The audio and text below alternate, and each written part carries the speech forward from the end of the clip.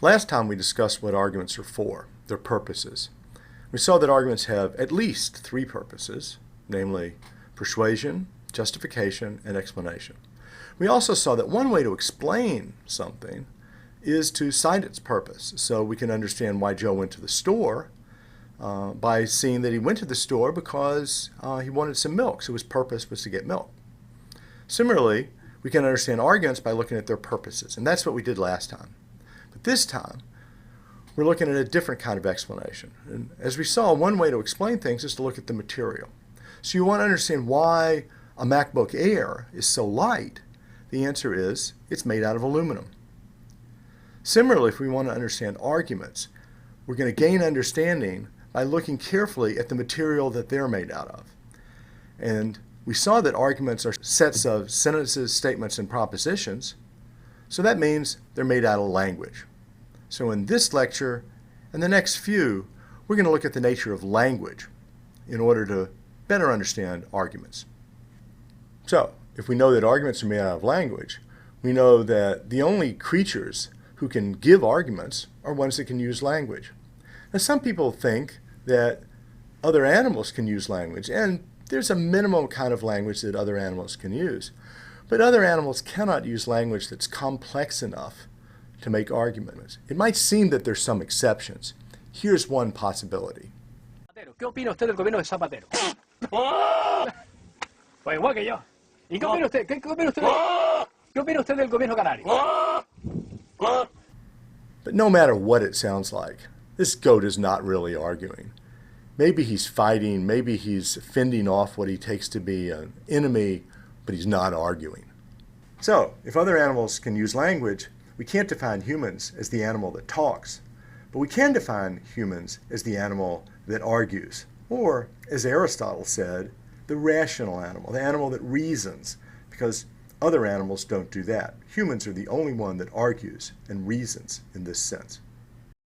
So, we can understand humans and arguments better if we understand language better. Now, I can't tell you everything that needs to be said about language. You'd need to take a linguistics course for that, and I recommend that you try one, because it's very interesting. But here, I'm only going to be able to make four basic points about language. First of all, language is important. Second, it's conventional. Third, it's representational. And fourth, it's social. That should at least get us going in understanding what arguments are made of. First, language is important. It would be extremely difficult to live life without language. Just try to imagine what it would be like. It's really hard to imagine. But think about someone like Helen Keller, who was born able to see and hear, but very shortly thereafter lost her ability to see and hear. And it was only much later in life that she gained the ability to use language, because she never had that in her early years. And when she gained that ability, she was amazed. W-A-T-E-R, water. It has a name. W-A-T.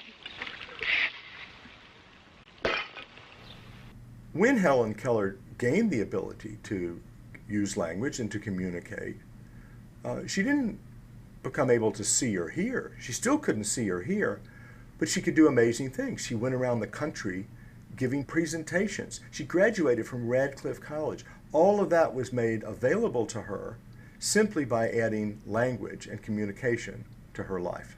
So language is extremely useful, and that explains why it's all around us. I mean, just imagine walking down the streets of a city and all the signs that you'd see. You just see words here, there, and everywhere. And now we have a mystery. If we're not paying attention to language, then how can we use it so well to achieve so many purposes? And the answer to that lies in the second general feature of language that I want to talk about. Namely, language is conventional. But what's a convention? Remember that in the United States, people drive on the right-hand side of the road. That's our convention. But what does that mean? It means that there's a general pattern of behavior that most people throughout society obey on a regular basis, and they criticize people who deviate from that pattern. And the same applies to language. We have certain patterns of using words in certain ways, and when people deviate from those patterns, we criticize them. We say they're misspeaking or it's ungrammatical. Of course, conventions can vary.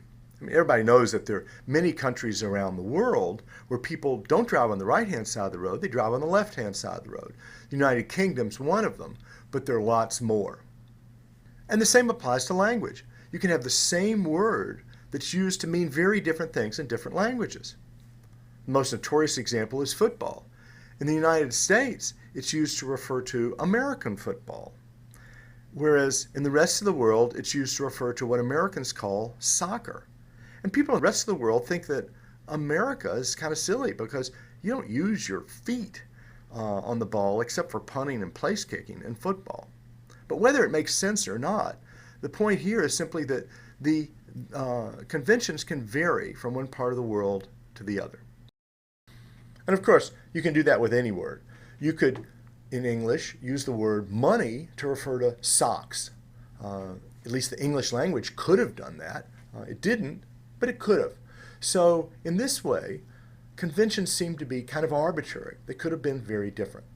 But language is far from completely arbitrary because the conventions of language have limits. And two of these limits that I want to emphasize come from the fact that language is also representational and social. So first, language is representational. When we use language, we're often trying to refer to objects in the world and describe facts in the world. And you can't change those objects or those facts merely by changing your language. One good story to illustrate this is about the young Lincoln. When he was a lawyer, he supposedly examined a witness during a trial, and he said, "Okay, how many legs does a horse have?" And the witness said 4. And then Lincoln said, "Well, if we call a tail a leg, then how many legs does a horse have?" And the witness said, "Well, then I suppose the horse would have 5 legs." And Lincoln said, "Absolutely not. That's wrong. Calling a tail a leg doesn't make it a leg." And the point of this story, whether it's true historically or not, is that language cannot change the facts of the world. It can't make horses have 5 legs if you merely change your language. Here's another example. Suppose that you don't have much money, but you happen to have a lot of socks in your drawer. Well, you could say, "I'm going to use the word money to refer to socks. And now all of a sudden, I've got lots of money. I'm not poor anymore." It ain't going to work. And that's because language, again, can't change your financial situation because that's a fact about the world, not about how you're using the word socks or the word money. And the other limit on the conventions of language comes from the fact that language is social. Sure, sometimes we talk to ourselves and use language to write things down, write notes to ourselves, for example, without other people around. But basically, language evolved because of its social function. And what that means is that there's a point in following the conventions of the language as shared by the rest of the society that speaks that language. You know, I've always thought that it was kind of silly that grapefruits are called grapefruits. Sure, they're fruits, but they don't look like grapes at all. They look more like lemons. They're like really big lemons. And that's why I think they ought to be called mega lemons. But if I went to a restaurant and I wanted to order grapefruit juice, so I turned to the service person and said, "I'd like some mega lemon juice," I probably wouldn't get what I wanted. And so even if I think the language is not using the right conventions, there's a point in following the conventions of the language in order to be able to communicate with other people and get what I want. And again, the great philosophers Monty Python saw this very well when they produced their little clip called "The Man Who Speaks Only in Anagrams." Our first guest in the studio tonight is a man who talks entirely in anagrams. Tathsi Creoct. Do you enjoy this? I stom certainly odd. Revi chum so. And what's your name? Hamrag Yattlerot.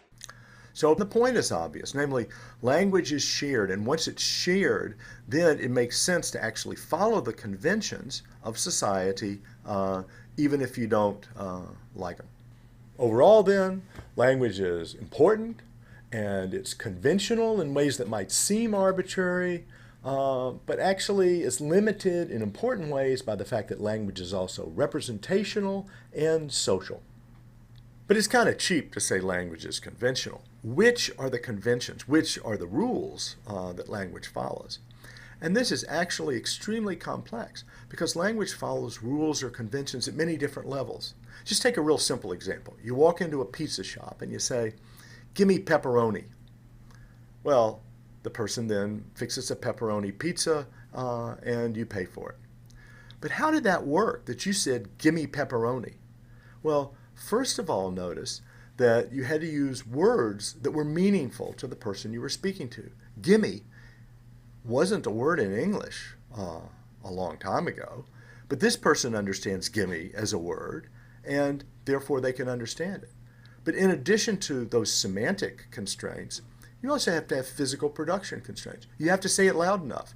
If the pizza shop is really noisy, then you have to speak pretty loudly to get the person behind the counter to understand what you're saying. You also have to put the words in the right order. If instead of saying, "Give me a pepperoni pizza," you said, "Pizza A, gimme pepperoni," they might not understand at all what you're saying. So there's structural combination rules that you have to follow as well. And there are also etiquette rules. In some pizza places, if you just said, "Gimme pepperoni," the waiter might say, "Well, forget it, sir. I don't serve such impolite people." I certainly would say that to my son. If my son said, "Gimme pepperoni," I wouldn't get him a pizza. I'd say, "You need to ask me properly." So rules of etiquette can also get in the way of communication and cooperation. So language operates at all of these levels: physical production, semantics or the meanings of words, syntax or the rules of grammar, and etiquette. Now all of this might seem obvious to you, and it probably should be obvious to you. But the rules of language are not always obvious, and that's what we're going to be learning throughout this course. I'll start with a simple example. What's this? Well, that is a finger, okay? But what's this? Oh, that is a singer. This is not a finger, and oh, that's not a singer. Why do we pronounce the word finger with a hard G and the word singer with a soft G? That's a rule that we all follow, but very few people know the rule behind that pronunciation. So, do you know the rule? Take a little while and think about it.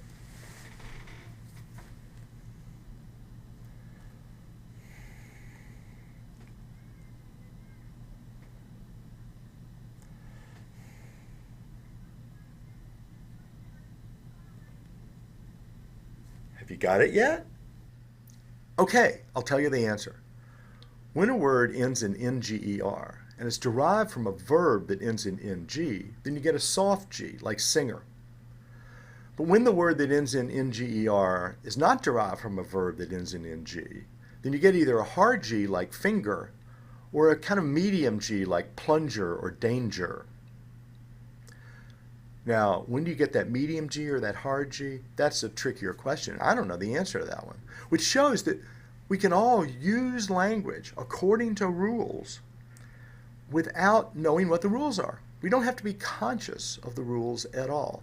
And a lot of what we're going to be doing in this course is looking behind our language to try to figure out the rules that govern the way we use language, especially when we're making arguments, in order to better understand what we're doing. Some of the answers we give will be obvious once you mention them, but I bet you hadn't thought of them before.